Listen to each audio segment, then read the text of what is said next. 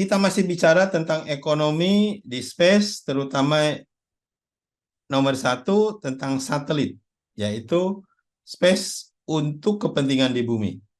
Ya. Apalagi selain yang tadi kita sebutkan di atas, bagaimana kalau Indonesia bikin internet satelit? Bisa. Loh, siapa aja yang sudah bikin? Ya ini, Elon Musk sudah bikin internet satelit. Jadi satelit khusus buat internet. OneWeb, namanya perusahaan OneWeb, sudah juga menciptakan itu.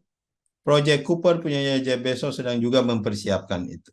Jadi setidaknya ada 3 perusahaan besar di dunia yang mempersiapkan satelit untuk semua orang di dunia. Jadi pasti overlap lah ya.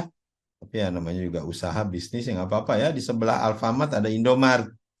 Di sebelah Indomart ada mart-mart yang lain. Jadi ngumpul semuanya jadinya di situ. Ya selama semuanya menghasilkan ya tidak masalah. Sama dengan internet satelit juga ada 3 perusahaan besar, 3 perusahaan yang berbeda, punya satelit yang banyak. Tentunya yang paling banyak Starlink, sampai 43 ribuan.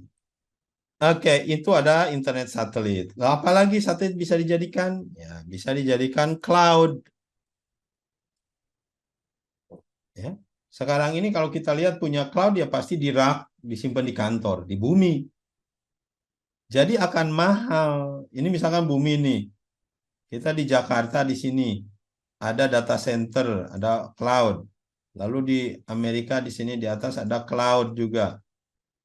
Bayangkan ya, komunikasinya kalau Indonesia mau ngambil data dari sini perlu satelit di sini.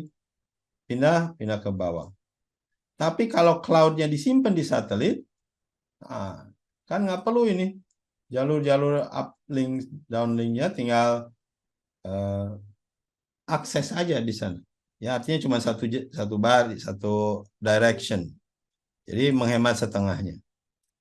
Jadi bikin cloud di satelit di atas. Menggabungkan teknologi space dan teknologi blockchain ini powerful ya. Karena blockchain adalah teknologi trust dan space juga teknologi eksplorasi. Kalau digabung eksplorasi dan trust ya menghasilkan sesuatu teknologi yang incredible tentu.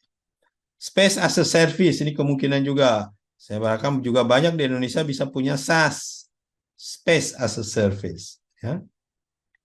Apa isinya Space as a Service? Menyiapkan space network, menyiapkan space station on the moon, atau ke the Mars, atau ke asteroid bikin space mining, atau travel antara space ke space ya, jadi transportasinya lah. Exponential space industry and market sangat besar, space for everyone ya. Jadi mudah-mudahan Indonesia bisa punya space as a service juga. Sama seperti contoh ini ada perusahaan Astra, ya perusahaan Amerika buat roket, dan sekarang sudah IPO juga, udah di bursa saham. Starlink, internet tanpa batas yang menerobos sekat geopolitik negara. Ya, ini videonya silakan Anda cermati, dan Starship sudah kerjasama dengan Telkomsel. Ya, jadi itu space ekonomi, space bisnisnya begitu banyak, begitu lebar, baru membicarakan satelit kita, belum membicarakan yang lain-lainnya. Jadi satelit aja sekarang ini mungkin dalam 10-20 tahun ke depan masih banyak opportunity.